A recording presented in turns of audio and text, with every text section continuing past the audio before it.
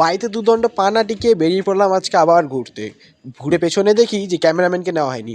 আবার সাইকেল ঘুরে চলে এলাম ক্যামেরাম্যানকে নিতে। ওকে ছাড়া কি আর ঘোরা হয়? বসে পড়লো চটচট করে, বেরিয়ে পড়লাম আমরা আমাদের রওনা দিতে। যাওয়ার পথে দেখলাম হাতটা ব্যথা করছে, একটু নেচে নিলাম ভালো মতন করে। হাতটা নাড়িয়ে এরপরে রাস্তা পার হওয়ার সময় কি ক্রিটিক্যাল সিচুয়েশন রাস্তা পার হতে। কিছু করে রাস্তা পার হওয়ার পর ওই যে ক্যামেরাম্যান দেখিয়ে দিচ্ছে স্টপেজ, গাড়ি নিয়ে গেছিলো। গাড়িটা পার্ক করে চলে গেলাম। ও কি গাড়ি! দে টাকা দে। ও যা টাকা দিল, আমার কাছে যা টাকা ছিল তা মিলিয়ে দেখলাম কেক শপের মতো কিছু নেওয়া হবেই না।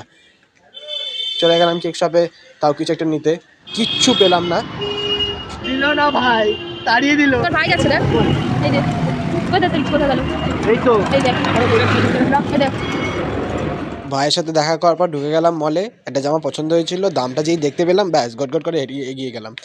এবার মন খারাপ করে এগিয়ে গেলাম যে একটা কিছু হয়নি। এই যে অন্ধকারে দাঁড়িয়ে ফুচকা খাচ্ছিলাম, তো ফ্ল্যাশ লাইটটা মেরে নিল। দেখুন, ভালো মতন করে ফুচকাটা চিবিয়ে নেওয়ার পর ফর্মালিটির খাতিরে দিয়ে দিয়েছিলাম একটা ফুচকা ক্যামেরাম্যানকে। এবার ক্যামেরাম্যান খাওয়ার পর বললো আরও কিছু খাবো।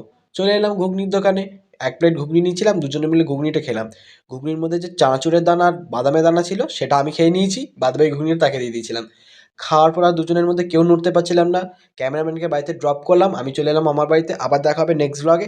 ততক্ষণে টাটা।